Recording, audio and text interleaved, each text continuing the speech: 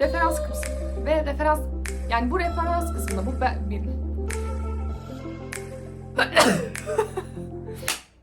Herkese selam. Ben Fulya, ODTÜ Endüstri Mühendisliği mezunuyum. Münih Teknik Üniversitesi'nde yüksek lisansa kabul aldığımı söylemiştim. Şu an aslında okula kayıt, vize işlemleri, bloke hesap gibi işlemleri yapma sürecindeyim. Sürecimle ilgili güncellemeleri yapmak istiyorum. Böylece bu aşamalardan geçecek kişilere bir faydası olabilir. Kendi öğrendiğim bilgileri sizlerle paylaşabilmiş olurum. Videoda bahsedeceğim konuları şurada dakika sıralayacağım.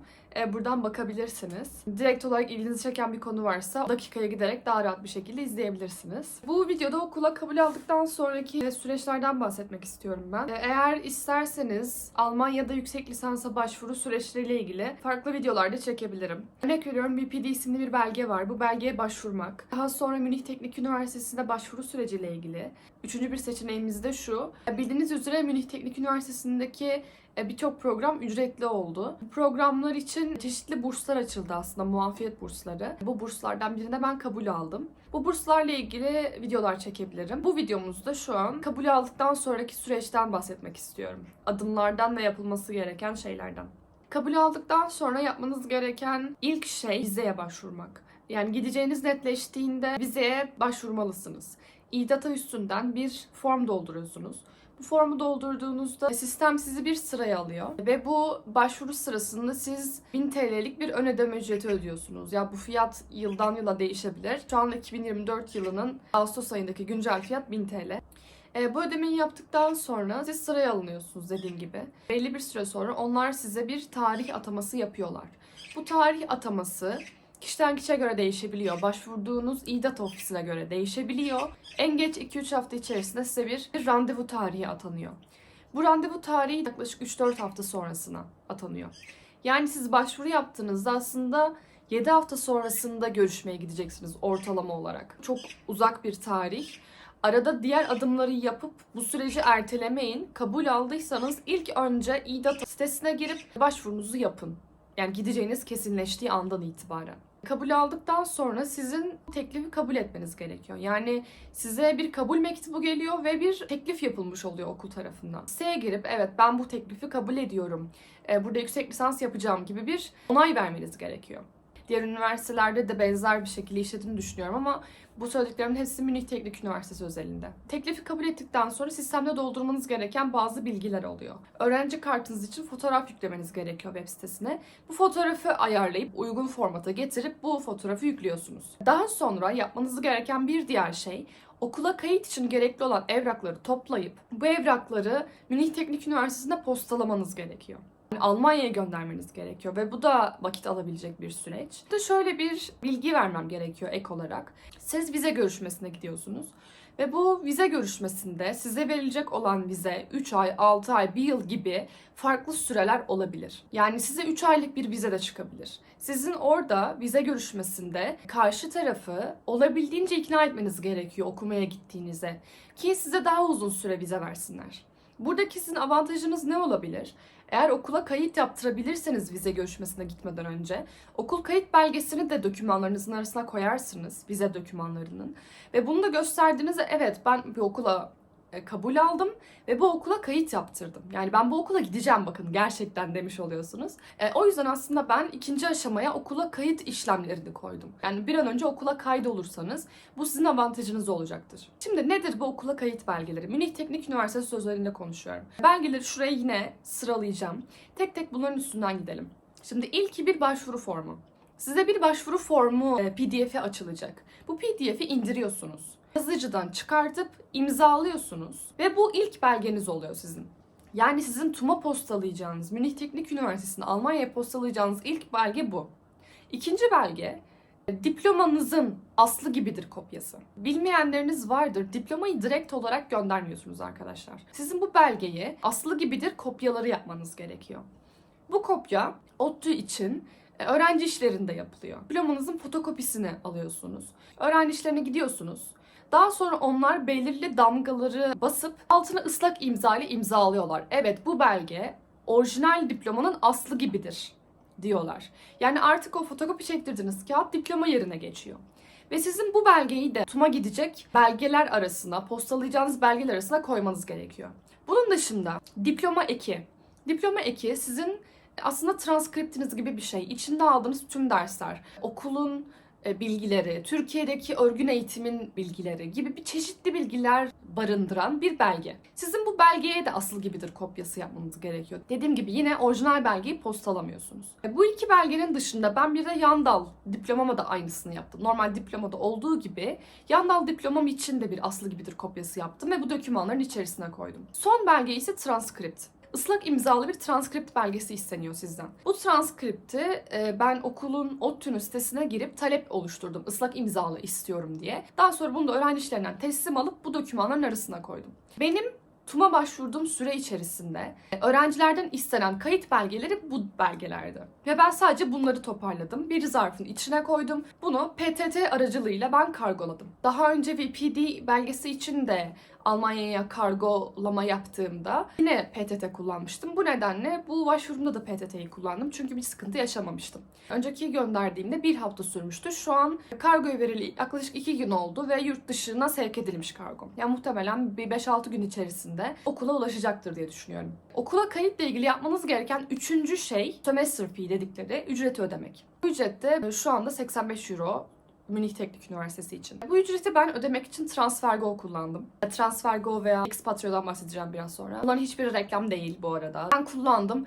Araştırdığıma göre en mantıklı yöntemler bunlardı ve çok kolay bir şekilde de hallettim gerçekten. O yüzden bahsediyorum. Sizin de süreciniz kolaylaşsın diye hiçbir reklam değil. Destek olmak için sadece siz bu işlemi yaparken kodumu kullanabilirsiniz. TransferGo aracılığıyla ben bu semester fee'yi ödedim. Nasıl yapıyorsunuz? TransferGo uygulamasını indirip bir hesap açıyorsunuz ve kimlik doğrulaması yapıyorsunuz. Zaten okulun sitesinde sizin yapmanız gereken her şey yazıyor. IBAN, sonra açıklama kısmına yazmanız gerekenler, göndereceğiniz hesabın ismi, adresi, bunların hepsi zaten okulun sitesinde mevcut. Hangi ülkeden hangi ülkeye para göndereceğinizi seçiyorsunuz. Benim durumumda Türkiye'den Almanya'ya gönderiliyordu bu ücret. Arada küçük bir komisyon alıyor ama arkadaşlar şunu fark edeceksiniz ki yani gerçekten dışına para göndermek, döviz göndermek, bloke hesap açmak bu tarz şeyler o kadar masraflı ve herkes insanların yapmak zorunda olduğu bu süreçten kar etmeye çalışıyor. Yani saçma fiyat farkları var gerçekten gönderme şeklinize göre. En avantajlılarından biri gerçekten TransferGo, yani en az komisyon olanlardan biri o. O yüzden ben bunu kullandım. Size de bu yüzden tavsiye ediyorum. Mantık şu şekilde çalışıyor. Siz bir Türk hesabına TL gönderiyorsunuz. Onlar alıcı olan okulun hesabına, Almanya'daki hesabına euro gönderiyor. Ülkeler arası bir transfer olmuyor aslında. Yani bir aracı şirket girmiş oluyor araya ve bu da komisyonu oldukça düşüren bir şey. Bir Türk IBAN'ı veriyorlar size. Bu Türk IBAN'ına siz bu Euro'nun TL versiyonunu gönderiyorsunuz. Ne kadar göndereceğiniz zaten yazıyor. Diyorsunuz ki yani ben şu hesaba TL gönderiyorum. Siz de okulun hesabına Euro olarak gönderebilirsiniz. Zaten uygulama sizi yönlendiriyor. Yaptıktan bir saat sonra yaklaşık benim TL transferimi aldılar ve onlar Euro'yu okulun hesabına yönlendirdi. Bu transfer olduktan yaklaşık 2 gün sonra da okulun sitesinde ben bu transferin gerçekleştiğini gördüm. Oldukça hızlı işleyen bir süreç. Okula kayıt şartlarından biri de sağlık sigortası yaptırmak. Bu sağlık sigortasından da en son bahsedeceğim. Üçüncü aşama olarak vize için sizden talep edilen bloke hesabınızı oluşturmalısınız. Alman hükümeti size vize verebilmek için Almanya'da bir yıl boyunca o yıl için hesaplanan miktarda, şu an yanılmıyorsam aylık 961 euro olması lazım, bir yıl boyunca geçinebileceğiniz parayı bloke hesabınızda görmek istiyor. Aslında tek seçenek bloke hesap değil, farklı seçenekler de var. Yani siz aldığınız bursu da gösterebilirsiniz veya siz bir garantör, bir sponsor da bulabilirsiniz. Benim izlediğim yol bloke hesap yoluydu. Bu yüzden bundan bahsedeceğim ben. Bloke hesap için Expatrio kullandım. Tekrar söylüyorum, reklam değil. Öncelikle Türkiye'den açtığınız bir bloke hesapla işlem yapamıyorsunuz. Bu bloke hesabın Almanya'dan açılmış olması lazım. Parayı sizin Almanya'daki bir bloke hesaba aktarmanız gerekiyor. Ben içinde sağlık sigortası da bulunan bir paketi seçtim.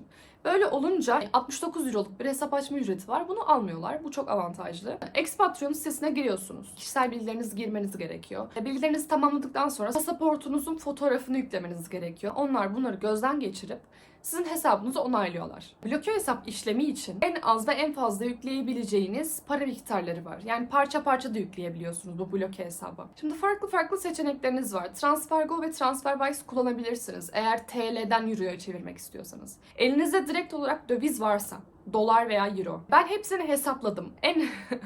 Tüm yöntemleri, tüm gönderme çeşitlerini, çok fazla seçenek var. En mantıklısı bu seçenekler arasında eğer elinizde döviz varsa euro olarak göndermek ve tek seferde göndermek. Çünkü transfer ücretleri de alınıyor. Benim elimde hem dolar hem euro şeklinde para vardı.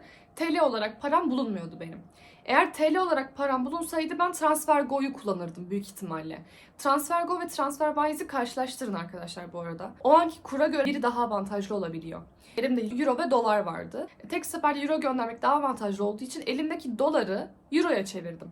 Bunu da en-para üstünden yaptım. En-para üstünden yapmamın sebebi yurt dışına transfer ücretinin en ucuzlardan biri oydu. Bu paranın hepsini en-paradan göndermeye karar verdim. Hangi ülkeden ne kadar tutarda göndereceğinizi siteye giriyorsunuz. Nereye göndereceğinize dair bir belge gönderiyorlar. Göndereceğiniz hesabın IBAN'ı, alıcı adresi, alıcı adı, SWIFT kodu, referansı yazmanız gerekenler. Böyle bir doküman geliyor size.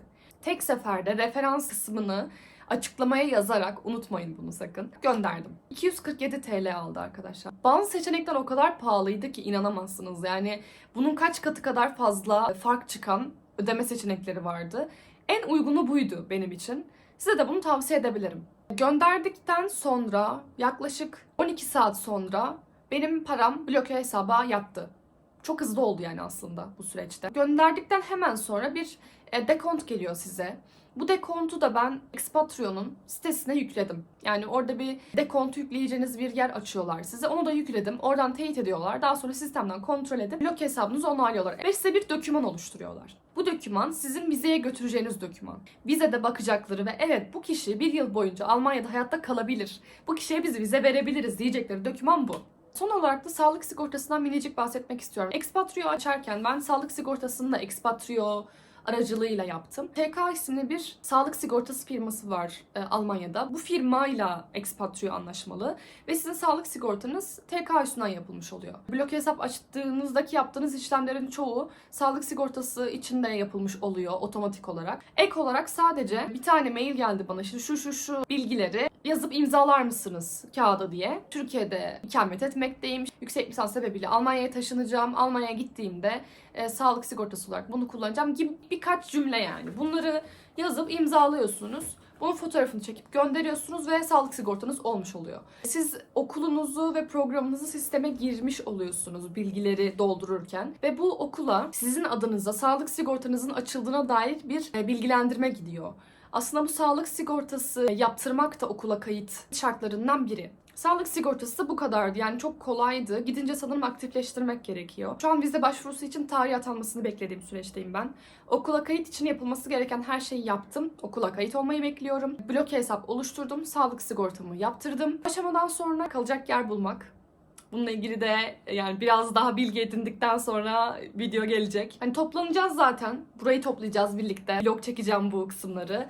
Umarım faydalı olmuştur. Sorularınız varsa aşağıya bırakabilirsiniz. Eğer TransferGo veya Expatrio kullanacaksanız benim kodumu lütfen kullanın. Abone olursanız da çok mutlu olurum. Teşekkürler. Sonraki videolarda görüşmek üzere. Hadi bay bay.